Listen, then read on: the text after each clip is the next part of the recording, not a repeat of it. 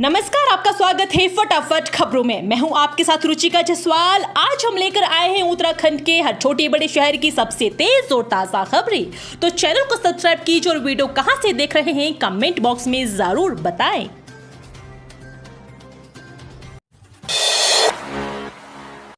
Drone नीति तो बनी लेकिन कॉरिडोर नहीं बन पाए। राज्य में बड़ी संख्या में है अति संवेदनशील क्षेत्र।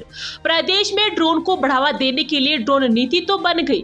विभिन्न विभागों में ड्रोन के इस्तेमाल को लेकर भी सूचना प्रौद्योगिकी विकास एजेंसी ने कंपनियों को सूचीबद्ध कर दिया, लेकिन ड्रोन कॉरिडोर नहीं बन पाए। केवल उत्तरकाशी का एक ही कॉरिडोर वर्तमान में संचालित है। ड्रोन कॉरिडोर बनाने के लिए नागर विमानन महानिदेशालय से अनुमति मिलने के बाद राज्य में ड्रोन के कॉरिडोर तय होने थे।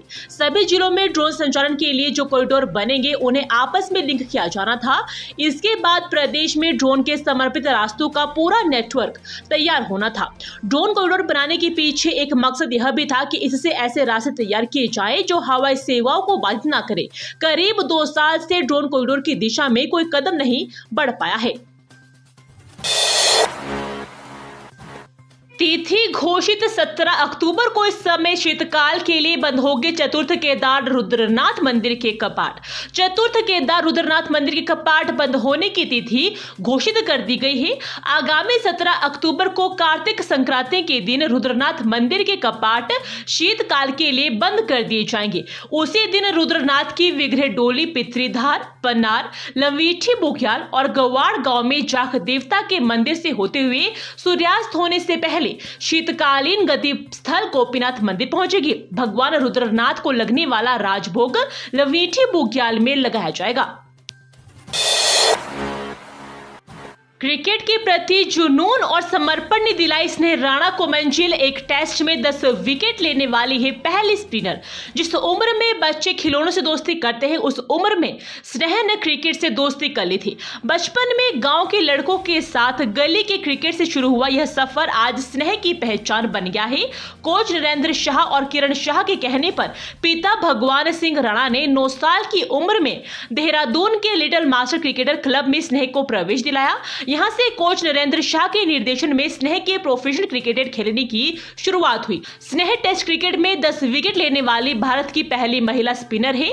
दक्षिण अफ्रीका के साथ खेले गए एक टेस्ट मैच में उन्होंने यह उपलब्धि हासिल की है। एम्बुलेंस में महिला ने दिया बच्चे को जन्म। अस्पताल की स्वास्थ्य व्यवस्था पर उठे सवाल। जिला अस्पताल उत्तरकाशी से देहरादून के लिए रेफर की गई महिला के एम्बुलेंस में बच्चे को जन्म दिया। इस घटना से जिला अस्पताल की स्वास्थ्य व्यवस्थाओं पर सवाल उठ रहे हैं। जानकारी के अनुसार जिला अस्पताल उत्तरकाशी से देर शाम 108 में एक गर्भवती को देहरादून के लिए रेफर किया गया। उत्तरकाशी से डूंडा के बीच महिला को प्रसव पीड़ा हुई। 108 सेवा में तैनात कर्मियों ने महिला का सुरक्षित प्रसव करवाया।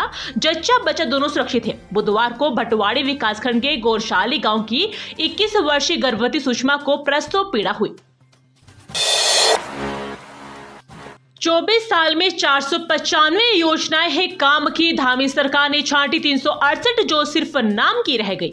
प्रशासनिक और नीतिगत सुधारों के दौर से गुजर रही प्रदेश की धामी सरकार ने 24 साल में विभिन्न विभागों में संचालित हो रही 368 ऐसी योजनाओं को छांटा है जो अब सिर्फ नाम की रह गई है।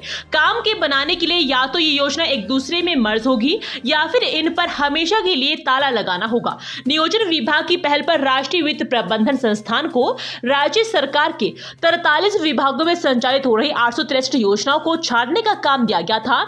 इनमें कृषि, उद्यान, शिक्षा, स्वास्थ्य, उद्योग, समाज कल्याण, महिला सशक्तिकरण व बाल विकास समेत कई अन्य प्रमुख विभाग शामिल है। NIFM ने अपनी समीक्षा रिपोर्ट नियोजन विभाग को सौंप दी है। साथ ही विभागीय स्तर पर योजनाओं का नया स्वरूप तय करने के लिए एक गाइडलाइन तैयार की है। जाम से परेशान युवक ने किया हंगामा। नहीं मिला रास्ता तो विधायक की कार की छत पर चढ़ गया।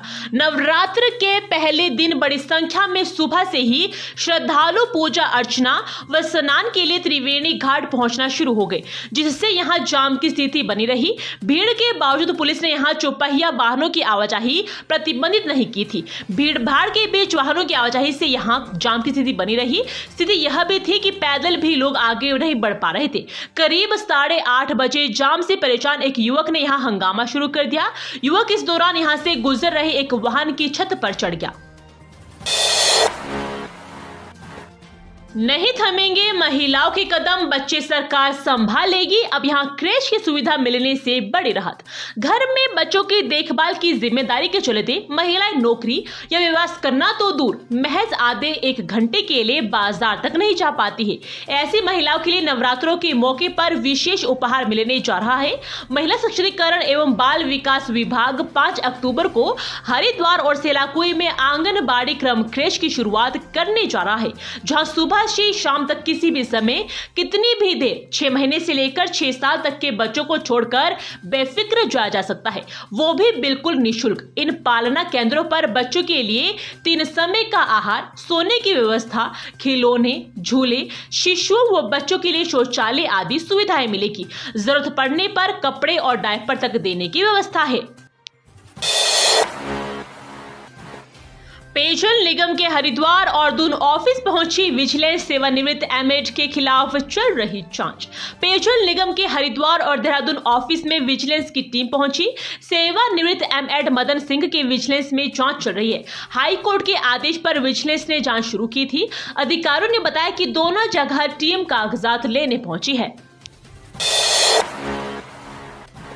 स्मार्ट प्रीपेड मीटर लगने पर दिन में सस्ती, रात को महंगी मिलेगी बिजली, अलग अलग होगा टैरिफ। उत्तराखंड में प्रीपेड मीटर लगाने के बाद बिजली के दाम 3 हिस्सों में बंट गए। दिन, शाम और रात की बिजली के दाम अलग अलग वसूल किए जाएंगे। दिन में बिजली सबसे सस्ती तो रात को सबसे महंगी मिलेगी।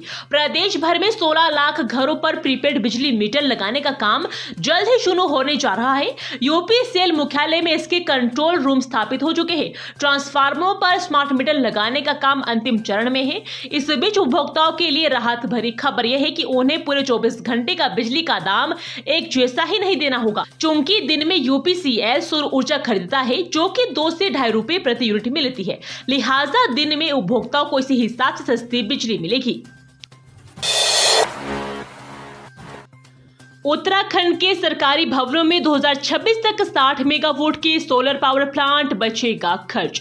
पीएम सूर्य घर योजना के अंतर्गत राज्य के सरकारी भवनों में वर्ष 2026 तक 60 मेगावाट क्षमता के grid connected solar power plant स्थापित करने का लक्ष्य रखा गया है। ऊर्जा सचिव डॉक्टर आर मीनाक्षी सुंदरम ने बुधवार को पत्रकारों से बातचीत में यह जानकारी दी। उन्होंने बताया कि अभी तक 305 सरकारी भवनों में 9 मेगावाट क्षमता के सोलर पावर प्लांट स्थापित किए जा चुके हैं। चालू वित्तीय वर्ष में 1695 भवनों में 24.5 मेगावाट के सोलर पावर प्लांट स्थापना के प्रस्ताव है। इसके लिए प्रथम चरण में 100 करोड़ रुपए की धनराशि स्वीकृत की गई है। उत्तराखंड का ये कैसा विकास। राज्य के 77 शहरों में अभी तक नहीं सीवेज नेटवर्क। केंद्र एवं राज्य सरकारें लगातार ही शहरी क्षेत्रों में ठोस एवं तरल अपशिष्ट के प्रबंध पर जोर दे रही है। शहरी विकास विभाग के तहत ही कई योजनाएं संचालित हो रही है, तो नदियों में सीवरेज की गंदगी ना जाने पाए, इसके लिए नमामि गंगे परियोजना चल रही है। बावजूद इसके उत्तराखंड के शहरी क्षेत्रों में सीवेज नेटवर्क की स्थिति चिंताजनक।